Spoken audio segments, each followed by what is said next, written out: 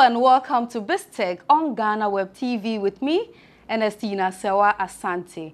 As usual on this program, we serve you some stories that made headlines in the week and an exclusive interview a member of the business desk had with an expert. So our guest today on BizTech is someone who has a bachelor's degree in business management from UPSA, but that did not deter him from moving to the streets of Kantamanto to learn leather making. He is the CEO of Caveman Watches, Anthony Dzamefe, and my colleague Maoli Aholumega had an interaction with him, and he tells us his journey to becoming one of Ghana's major luxury watchmakers. Let's take a look at the full report.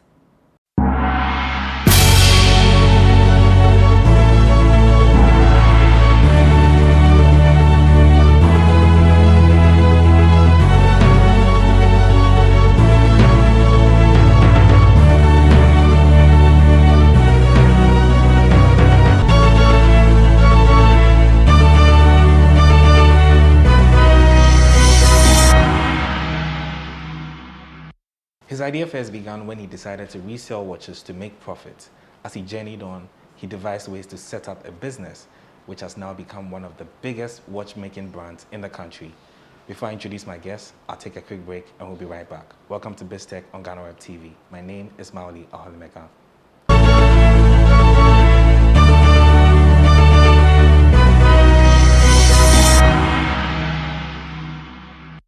Welcome back from our break on BizTech. My guest on this week's edition is Anthony Dzamefe, and he is the CEO of Caveman Watches, which is a solely indigenous watchmaking company. Anthony, welcome to BizTech. How are you doing? Thank you, bro. I'm good. How are you doing? I'm very well. Many thanks for the time.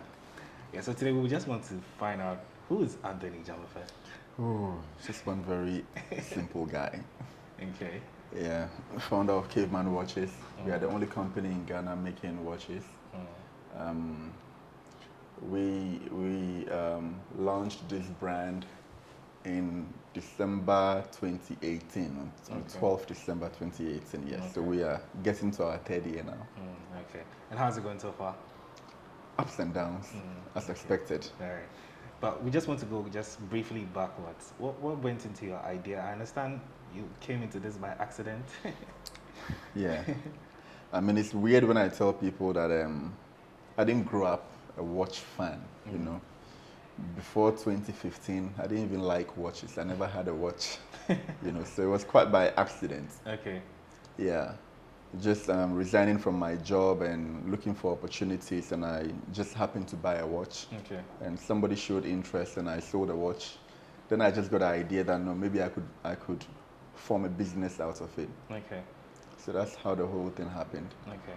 But before you went into setting up a business like this, you said personally you didn't really like watches. Yeah, I didn't like watches. So what made you start to love watches?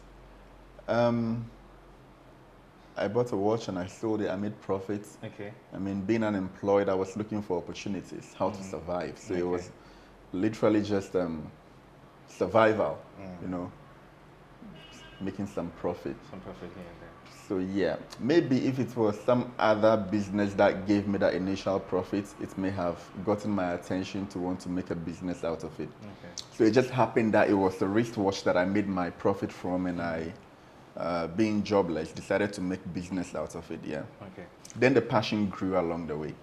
Yeah. But there's this conception out there that watches are very expensive. If you really want a really good brand of watch, it's very, very expensive. You have to go into the hundreds of thousands of dollars. Oh no, I mean, there are watches for every budget. It depends on the brand that you're looking to purchase. So there's a brand for everybody. There are expensive watches, there are very affordable watches. So yeah, something for everyone. Okay. So at Caveman, what type of watches do you usually make? We try to have watches for every budget. Okay. You know, so we have watches starting from 350 cedis. Okay. All the way up. So we try to have something for everyone. Okay. Yeah. And in terms of the raw materials that you use, are they locally sourced? Not all of the materials are locally sourced. We have about 80% of the materials from here. Okay. But there are some things that we can't locally produce. Okay. So those we still import. Yeah.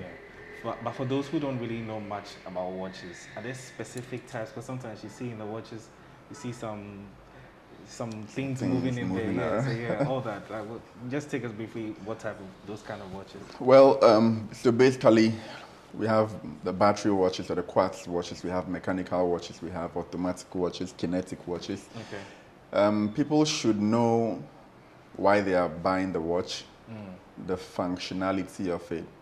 Are you buying the watch for fashion purposes or for functionality? Okay.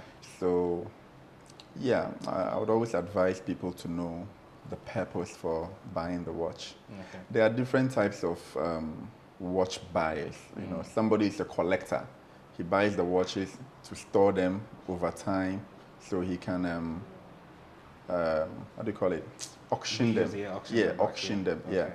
So that's why he's buying the watch as a collector. You know, so he also looks out for something different. Okay. Somebody is also buying it just as an accessory, a fashion accessory. Also knows what to look out for. So yeah, there are different types of people who buy watches and why they buy them. Okay. But when it comes to like maintaining a watch, what goes into that process? You mean for the user? Yeah, for the user. Yeah. How to maintain your watch? Yeah. One of the things people don't know about watches is that the cost or the price of a watch hugely depends on the accuracy of the movement. Okay. Are you losing or gaining seconds in a day? Is your watch lagging behind over time? Okay. So the accuracy of the watch is very important. And one of the things that affects accuracy of a watch is magnetization. Okay. A lot of times people put their watches close to other devices that have magnets in them, like your phone, your headphones, anything that has magnets in it. The more it comes into contact with your watch, it could magnetize the components of your watch. So people sometimes have watches that start losing time accuracy and they don't know why. You change the battery, but it still loses accuracy. In such cases, we have to demagnetize the watch. Okay. So that's just an example of how to maintain your watch, making sure you don't get your watch magnetized. Yeah. Yeah, so one of the distinct things that I found out doing my little research on your watches was I saw you have the Ghana Emblem on it. Yeah. What went into that idea? The Patriot, we call it the Patriot. The Patriot, yes, okay. Yeah, we just wanted to have something. You know, generally our watches are not, we don't have too many Ghanaian symbols in our watches. You know, we are trying to serve the international market generally, but because the watches are very customizable, very bespoke, we leave them very plain. When you want to have this in there or that in there, then we do that for you. So the Patriot watch model is one of the very indigenous ones. Okay. And yeah, it's just the identity, you know, an embodiment of Ghana in the watch. Okay. So yes. All right. So now coming back to Caveman again, I'm sure you have a number of people that are working for you and all of that. In terms of staff, how many people work on a day? The number of watches you guys make in a day? Number of watches we make in a day? Yeah. Usually, we take a period to produce the watches. Okay. Then we pause. Pause. Okay. You understand? Right. So it comes as and when. Yes. Okay. Yes. So we take a period, we produce to a point, then we can step back and start doing other things. So it's not a very constant number. Yeah. Yeah, that's fine.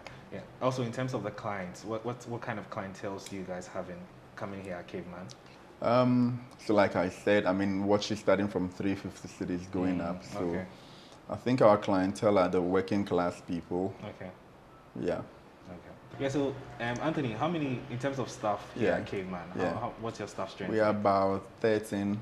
Okay. We do have other non-permanent workers too.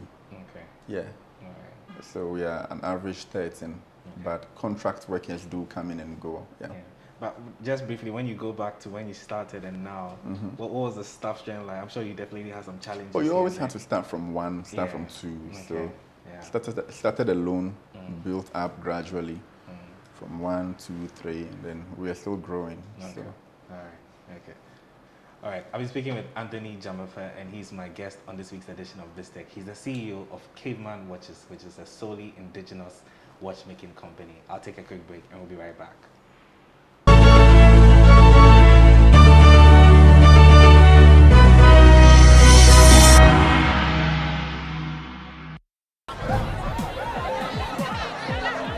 powers and principalities. There's so much fire inside me. Tragedy struck when part of the largest hillside at the kosher rubbish dump collapsed. It's going to be fun to see how he goes about approaching this game.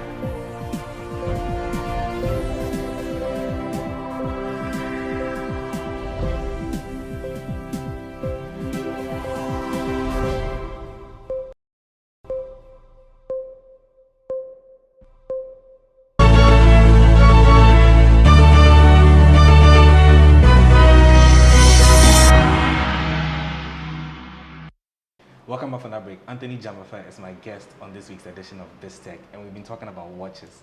Anthony is also the Chief Executive Officer and founder of Caveman Watches, which is a Ghanaian-owned watchmaking company. Anthony, hello, we've been bro. having a very interesting conversation. Yeah. And I want to come to the tech bit. I'm sure you have some kind of tools that you use to ensure that we see all these beautiful watches that we see here. Yeah. What are some of those, and how do you go through the process? The process, the most important stage of the watchmaking process is the one that it's not very tangible. Let me say the design process, the thought that goes into every design. I think that's the foundation of everything. So you see some of the most simple minimalist watches that we have, but the most thought has gone into those ones, even more than some of the sophisticated ones. So we start from the design process, where we have a round table, we look at the components, the message we are trying to portray with the watch, the aesthetics, we come to that, and then we go to illustrations, animation, the designers will do the animations and everything, then the carving of the watch cases, which a Speedio machine does, carving the cases. We have fiber machines we use to cut out the dial, and then how we color the dials to your specifications. We have the sun ray coloring, we have the matte coloring. Wow. We come to designing the indices or the markers, the numbering that you see on the dial. The Roman numerals, are we doing numbers or sticks or dots, different types. We design that, we come to designing the watch hands. The second hand, the minute hand, the hour hand, the shape of it, and the leaf, arrows, different types of hands. We loom the hands sometimes so it can glow in the dark.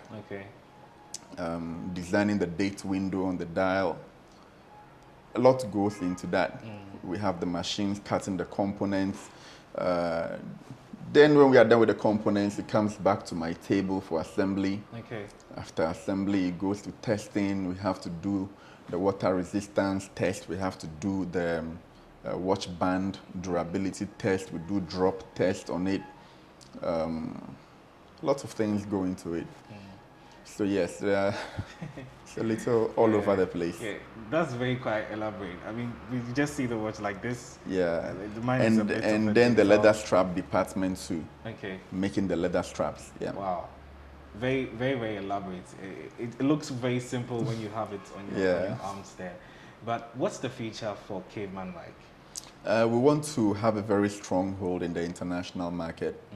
I think there are lots of watch brands that we've known for so many years that are giants in the watch space. And we want to be able to push this Ghanaian brand to rub shoulders with those giants that we've known for so many years. So that's the direction in which we are going. We are trying to really take part in the global market when it comes to watches. So Anthony, Caveman has been operating since, let's say, close to 4 years. 3 years, yeah. So I'm sure you've had some challenges. And I also understand you had some kind of training at Kantamanto. Can you share that journey with us? Challenges generally for every business in this Ghanaian economy. Capital is always one. How to start your business, where to get funding from. Some of us were lucky enough, maybe not lucky, but strategic enough, you know, to break the business down into the core components and start with very minimal capital and grow gradually. So capital is a challenge, expertise is a challenge. When people talk about capital being a challenge, I always have the view that expertise is more of a challenge than capital. Even if you are able to access capital, a lot of money, without the technical know-how, you might even mismanage it. So yes, and then talking about my experience in Kantamanto, it was at a point, initially I was only selling watches. Okay. Then I moved to repairing watches. Then I moved to making leather straps because I realized that people had very good watches but bad straps. So I wanted to gain knowledge in leather crafts. So I went to Kantamanto, made friends with one shoemaker, and he opened his doors to me. I would come like an apprentice to him, polishing people's shoes, stitching leather, doing shoemaker work for some time. But that helped me to understand how leather behaves, how leather is treated. Okay. While I was there, I was reverse engineering imported leather straps. And with the help of this shoemaker, he was teaching me everything, what this does, what that does, what this does, and he helped me buy tools for leather strap making. So I was in Kantamanto specifically to learn leather crafts. Okay. Yeah. All right. And how was that experience for you? It was very humbling. Yeah. I mean, it was very confusing for people. Finished my university, I have my degree, and I'm in Kantamanto being a shoemaker for some time. Yeah. But I liked it. I mean, wherever the road leads, I mean, I follow. Yeah. It looks like it's paid off. It's paying off. It's paying off. Yeah. All right. Yeah. So there's been this debate about the youth the government telling the youth to venture into entrepreneurship. What's your take on that? Well, it's a very delicate topic. I think it's very dangerous to push everybody into entrepreneurship because the traits or characteristics that it requires to function properly here are things that some people have and some don't have. It's not a one-cap-fits-all situation, so it's dangerous to push everybody down that lane. For example, being an entrepreneur requires a very high ability to deal with stress, right? There are some people who even physically can't take stress. People break down very quickly, and pushing such a person into entrepreneurship is deadly, So yes, and then I don't think the government has enough structures in place to support entrepreneurship on that kind of scale that they are thinking, unless the government actively put structures in place, new policies to help that. It's a very dangerous thing to push everybody into, And one of the things I think the government can do to aid entrepreneurship is, I spoke about the lack of technical know-how. It would be very helpful if we have government-owned incubators that can hatch people's ideas, direct, groom, mentor, and take the businesses from idea to realization and success points. Incubators would really help. I would also recommend very strongly for the government to establish a bank. Just like what ADB does with the agri sector, we should have a bank that focuses primarily on funding businesses. China has something like that with the China Construction Bank. So that's why their construction industry is booming very much, because there's a bank focusing on that. That gives them lending. So if we have a bank in Ghana that will focus on entrepreneurship, I think it would really help to support this new need for more entrepreneurs because of the unemployment crisis. If it's a crisis, I don't know, but it's becoming a crisis. It is, all right. Anthony, so I saw a very peculiar watch on there with some erotics on there. What kind of watch is that? So it's a Caveman erotica watch. Okay. But erotica watches have been a thing of the past. I mean, they've been there from the history of watchmaking. Some very popular watch brands have erotica watches. There are some brands that focus on that alone. But I think it's a great conversation starter. I mean, we shouldn't be so serious all the time. Have some fun. I just decided to have a bit of every type of watch concept in my collection.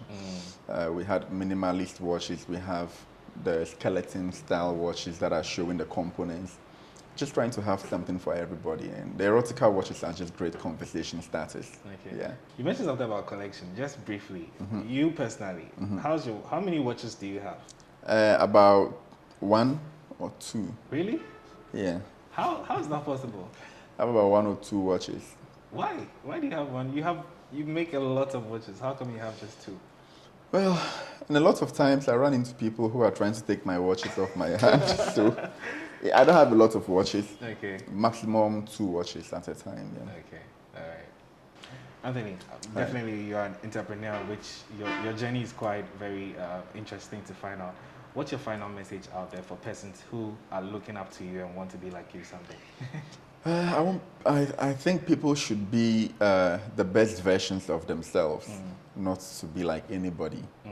Because one of the most important things I would always tell the youth is that we should search for ourselves. You know, there are lots of people, even in the universities, that are not sure what they will be doing after universities. You know, I personally grew up with a lot of. I was in the science department doing chemistry, biology, and all these things. I have friends who I was in the science department with, and they are now DJs, right? A science student, now he's a DJ, and he's making his fortune from DJing. You know, so it's weird how even in the uni stage, people are reading courses and they have no idea they will be leaving it entirely to find something else. So the earlier we sit down and search for ourselves to know what we are good at, what we are not good at, and to have the courage to want to industrialize our real potential, get mentorship, because when it comes to the decision to do entrepreneurship, to be an entrepreneur, a lot of the reasons are misguided for people. It's based on what they hear during the interviews. But there's a lot of things we say on interviews lots of things that happen behind the curtains, that we wouldn't say on air. You understand? So the information that comes on air is a bit filtered. But if that information is what guides people to want to be entrepreneurs, then they now get into the space and get surprised by things that they find. So get a mentor who would teach you the real deal behind the curtains, you know. So that's me trying to sum up my advice to the youth in that regard. Anthony, thank you very much. Thank you.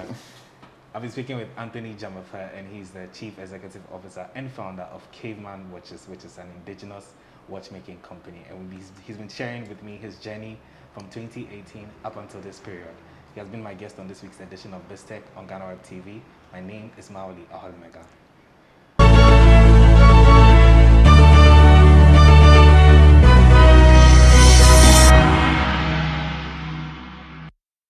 Thank you, Maoli Aholumega, for that report. Up next is Biz Headlines.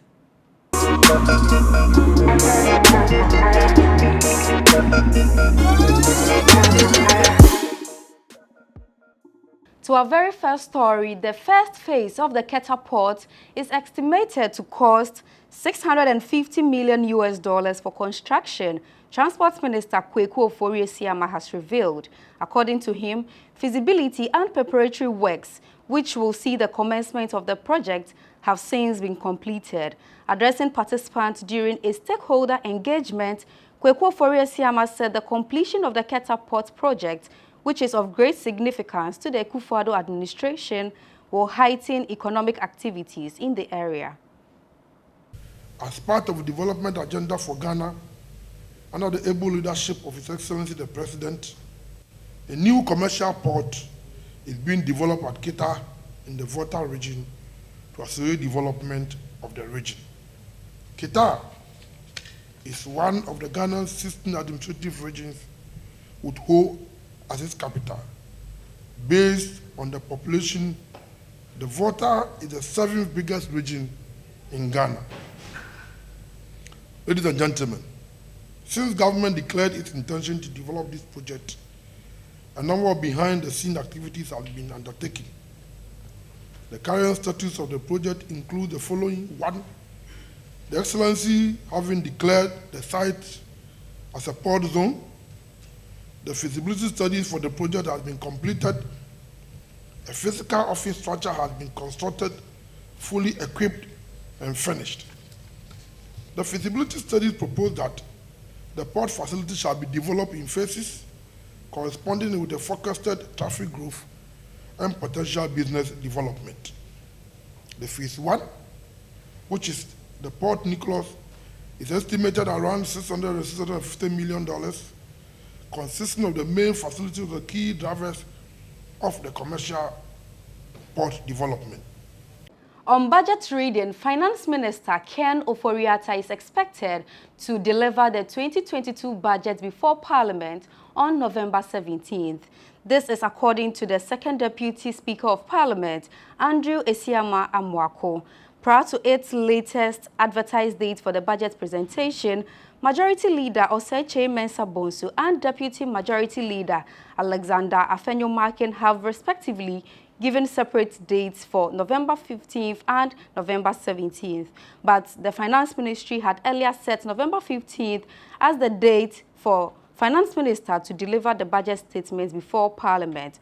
Already, Minister for Parliament Affairs, Osei Mensah Bonsu, has urged his colleague MPs to proactively deal with allocations from the budget in a timely manner. He said, "I want to urge all MPs to proactively deal with the allocations as early as possible with very intelligent scrutiny of the allocations so that when it comes to the passage of the appropriations on December 17th, the House can move forward swiftly." To our third story, the Ghana Grid Company has announced that some parts of the country will experience power outages, popularly known as doomsday. In a press statement cited by Ghana Web, it explained that the power outages to be witnessed is due to the falling of a communication mast on the 330 kV Abuazi-Kumasi transmission line, resulting in the collapse of 2 adjacent towers.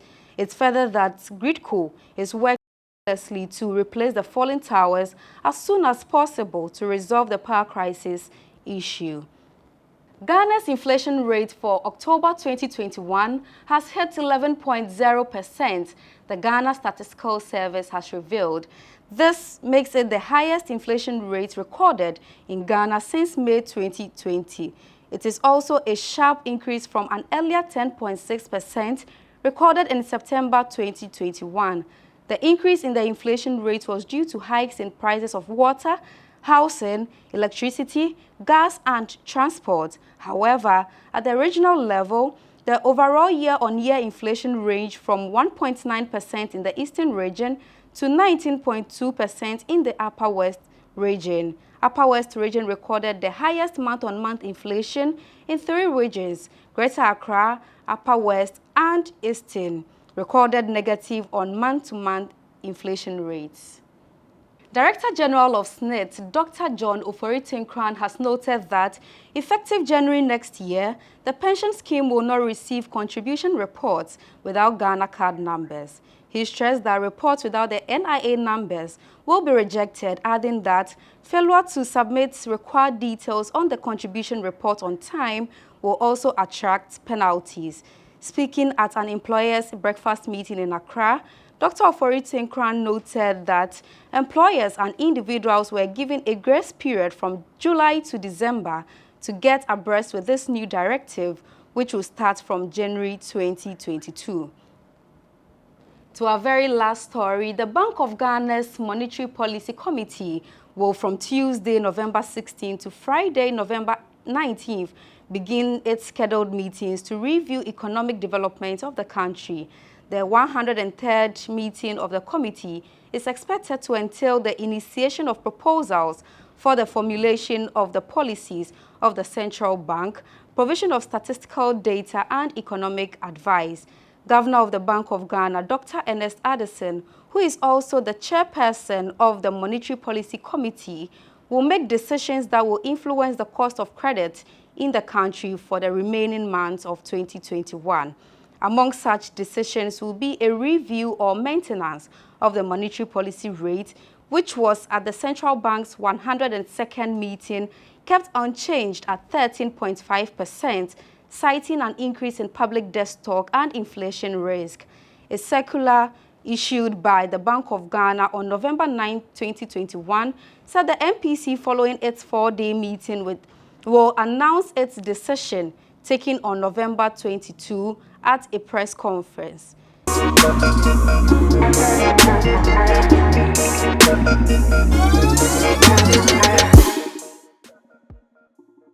That's all for today, but before we go, do log on to www.ghanaweb.com for more stories. Do well to follow us on all social media platforms, Facebook, Instagram, and Twitter at the Ghana Web. On YouTube, Ghana Web TV. My name is Ernestina Sewa Asante. Do have a lovely weekend.